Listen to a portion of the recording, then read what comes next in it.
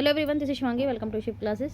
तो दिल्ली में जो है वैकेंसीज आई है पीजीटी की काफ़ी सारे सब्जेक्ट में आई हैं। तो इकोनॉमिक्स की वैकेंसी आई है, मेल फीमेल दोनों की आई हैं। पीजीटी इकोनॉमिक्स के लिए क्या एलिजिबिलिटी चाहिए, आपकी मास्टर्स होनी चाहिए और आपका बीएड होना चाहिए। ठीक है, अब परसेंटेज कितना रिक्वायरमेंट है वो अभी मैं आपको नोटिफिकेशन में डिटेल में आपको दिखा दूँगी।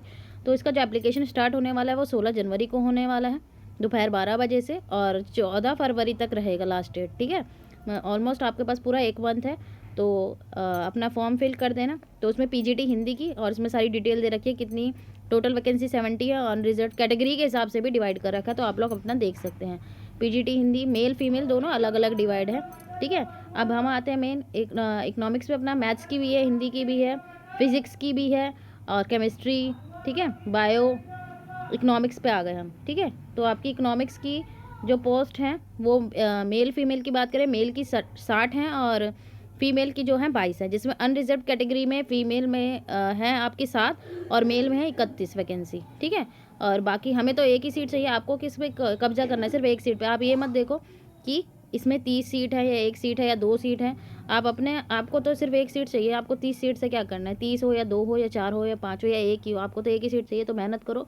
अगर आपकी बीएड हो रखी है, ठीक है, और आपकी मास्टर्स भी कंप्लीट हो गई है, तो आप इसके लिए एलिजिबल हैं। और आप देख सकते हैं अदर सब्जेक्ट के लिए हिस्ट्री की भी है, जियोग्राफी की भी है, पॉल साइंस की भी है, ठीक है, सोशलॉजी, काफ़ी सारे सब्जेक्ट की है। अब आ जाते हैं एलिजिबिलिटी क्या चाहिए। तो हम पहुंच जाते हैं सीधा इकोनॉमिक्स पे। अब अदर स्टूडेंट्स जो देख सकते हैं, सरकारी रिजल्ट की साइट पे जाके आप लोग नोटिफिकेशन डाउनलोड कर सकते हैं। वहाँ DSSB पीजीटी इकोनॉमिक्स लिखा हुआ है, वहाँ से आप डाउनलोड कर सकते हैं। हम इकोनॉमिक्स पे आ जाते हैं। इकोनॉमिक्स, फिज़िक्स, केमिस्ट्री, कहाँ गया इकोनॉमिक्स। तो आपकी पीजीटी इकोनॉमिक्स पेज नंबर 15 पे दे रखी है। ठीक है, तो आप डाउनलोड करेंगे जब नोटिफिकेशन, तो यहाँ आप देख सकते हैं। यहाँ अनरिजर्व कैटेगरी क्वालिफिकेशन पे आ जाते हैं। मास्टर डिग्री होनी चाहिए आपकी। ठीक है, मास्टर डिग्री विद एटलीस्ट 50% होने चाहिए आपके, और बीएड होनी चाहिए। ठीक है, बीएड का कोई परसेंटेज नहीं है, या फिर आपने बीए बीएड बीएससी बीएड वो 4 साल वाला जो होता है course, 3 year integrated BEd MEd या एनसीटी जो भी रिकॉग्नाइज इंस्टीट्यूशन है वहाँ से कर रखा हो।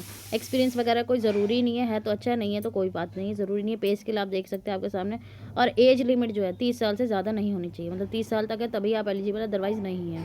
एज का थोड़ा इन्होंने कर दिया, पहले तो एज ज़्यादा थी लेकिन अब बहुत कम कर दिया है। ठीक है, और रिलैक्सेशन है यहाँ पे, किन किन को रिलैक्सेशन है वो भी मैं अभी आपको बता दूंगी। फीमेल का भी यही है। ठीक है, मास्टर डिग्री होनी चाहिए एटलीस्ट 50%, आपका बीएड होना चाहिए, या फिर ये 3-4 जो बीएससी बीएड 4 ईयर वाला, या फिर 3 ईयर इंटीग्रेटेड बीएड एमएड वाला आपका होना चाहिए। ठीक है, रिकॉग्नाइज इंस्टीट्यूशन से। एज रिलैक्सेशन नहीं है यहाँ, इनको ऐसे गवर्नमेंट सरमेंट को यहाँ भी जो फीमेल्स हैं उनके लिए भी जो है नॉट एक्सीडिंग 30 ईयर्स। ठीक है, एज का यहाँ रिलैक्सेशन नहीं दिया, सभी में जो है 30 साल ही है इस बार पीजीटी में। और age relaxation will given as para 8। ठीक है, पैरा 8 में हम लोग चले जाते हैं, जहाँ पे एज रिलैक्सेशन जो हम देख सकते हैं कि किस कैटेगरी को कितनी रिलैक्सेशन है। तो यहाँ मैं आपको दिखा देती हूँ आपका एज रिलैक्सेशन। एग्जामिनेशन भी देख लेते हैं हम एक बार। ठीक है, एग्जामिनेशन आपका किस तरीके से होगा। यहाँ पे वही कंप्यूटर बेस्ड एग्ज़ाम होता है आपका। 3 घंटे का एग्ज़ाम होगा। टोटल 300 क्वेश्चंस आएंगे आपके, जिसमें एमसीक्यूज आप देख सकते हैं।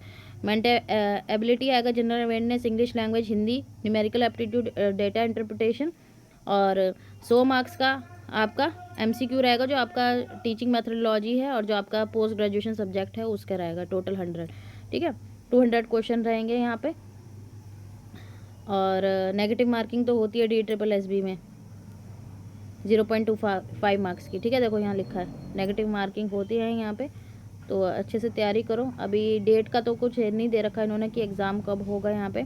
और इसमें पासिंग क्राइटेरिया रहता है कि आपके 40% तो आपको जो है जनरल कैटेगरी से हैं, तो 40% तो आपको क्वालिफाई करने चाहिए एग्ज़ाम में। उसके बाद कट ऑफ जितनी जाती है उस हिसाब से होगा। आपके 40% होने चाहिए। ठीक है, 40% नहीं है आपके, तो अब वो आपका एग्ज़ाम क्लियर नहीं माना जाएगा। मान लीजिए आपके फर्स्ट पार्ट में 30% है और उसमें 80% आ गए आपके, तो आपका एग्ज़ाम क्वालिफाइड नहीं होगा। ठीक है, 40% अब ऑन जनरल कैटेगरी, OBC के लिए 35, SC के लिए 30%। तो इस तरीके से है इसमें, और वो जितनी कट ऑफ जाएगी उस हिसाब से आप लोगों का सिलेक्शन होगा। फिर और मैं आपको बता दूं रिलैक्सेशन वाला ये आ गया, ठीक है। एज रिलैक्सेशन आपकी SC ST के लिए 5 साल है, OBC के लिए 3 साल है, PWD जो है और अनरिजर्व्ड और EWS है 10 साल, ठीक है। SC ST PWD कैटेगरी 15 साल और PWD OBC 13 साल। और बाकी जो डिपार्टमेंटल गवर्नमेंट सर्वेंट है उनके लिए तो है ही, और जो एक्स सर्विसमैन ग्रुप बी इसमें 3 इयर्स की छूट है। तो यहाँ पे बाकी सब है, और अनरिजर्व्ड के लिए तो 30 साल है ही, ठीक है। बाकी आप जो क्वालिफ़िकेशन वो मैंने आपको बता दी। अगर आपकी ये क्वालिफ़िकेशन है तो आप फॉर्म फिल कर सकते हैं। 16 जनवरी आपकी स्टार्टिंग है फॉर्म की, और लास्ट डेट आपकी 14 फ़ैब है। तो जल्दी से जल्दी अगर आप चाहते हैं कि आप इसमें आगे आपका है कि आपको टीचिंग में जाना है आगे और आपके पास सेम क्वालिफ़िकेशन है, तो जल्दी से जल्दी पढ़ना स्टार्ट कर दो। तैयारी करेंगे अपने चैनल पे। वीडियो को फ्रेंड्स से ज़रूर शेयर कर देना। Thank you.